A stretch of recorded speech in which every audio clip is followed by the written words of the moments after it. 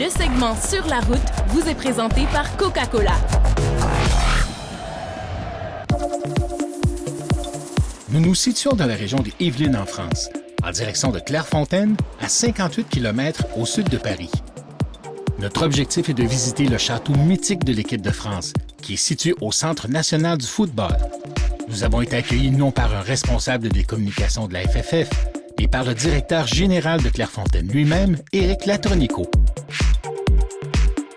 Éric nous a fait l'honneur de s'occuper de nous personnellement tout au long de notre séjour à Clairefontaine. Donc c'est le lieu symbolique d'accueil de l'équipe de France, ce qu'on appelle ici le château, communément, qui est un petit manoir, qui est une ancienne résidence de chasse et qui a été transformée et rénovée à travers les différentes années passées pour pouvoir accueillir l'équipe de France, dans lequel on va retrouver 28 chambres, 10 chambres doubles et 18 chambres simples, ce qui fait une capacité de 38 lits, qui permet d'accueillir l'équipe et une partie du staff technique. Donc le bâtiment est fait de telle manière qu'on a une volée de marche qui permet d'accueillir les joueurs. On va rentrer dans un hall d'accueil et c'est là que se trouvent les différents membres du staff qui accueillent les joueurs avec leur package, donc leurs différents équipements qui leur sont remis. Les joueurs vont ensuite dans leur chambre qui leur sont attribués et qu'ils conservent tout au long de leur carrière.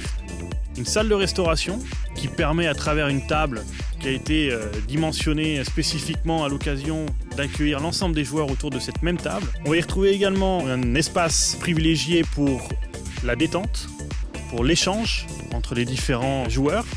On va y retrouver également une zone de loisirs qu'on va équiper sur demande de baby-foot, tables de ping-pong qui sont très appréciées par les joueurs et qui vont permettre de créer une certaine alchimie, un certain échange entre les sportifs qui est particulièrement apprécié et qui est bien évidemment très important au sein de l'équipe. Ce qui attire l'attention dès qu'on entre dans le château, ce n'est pas seulement la beauté des lieux.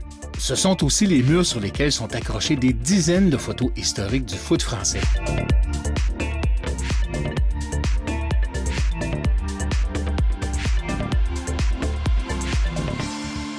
Mais le plus unique a été de pouvoir entrer dans ce qui fut la chambre de nul autre que Thierry Henry.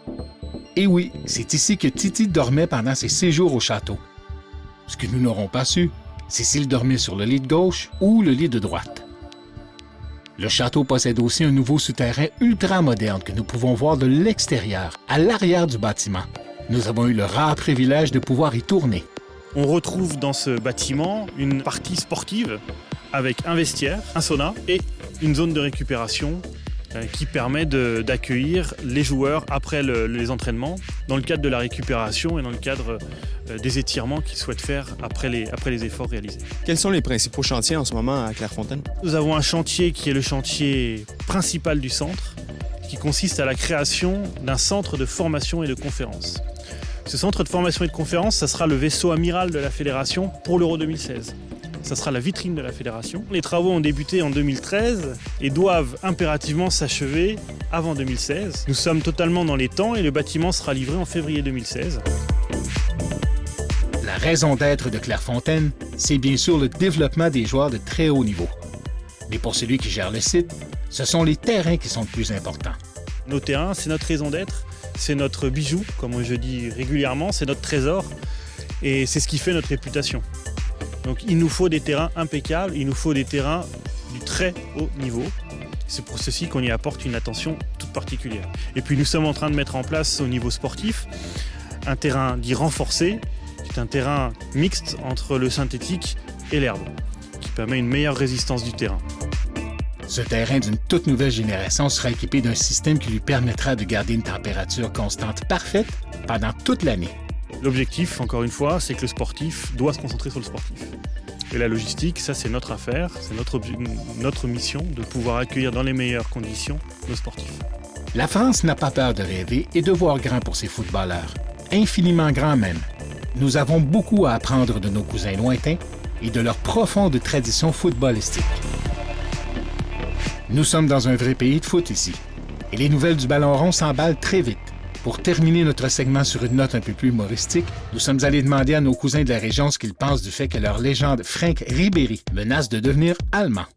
Franck Ribéry qui menace ou en tout cas qui voudrait devenir citoyen allemand, voilà. Si vous aviez la chance de lui parler, de lui dire pourquoi il devrait rester citoyen français. Qu'est-ce que vous lui direz à Franck Ribéry?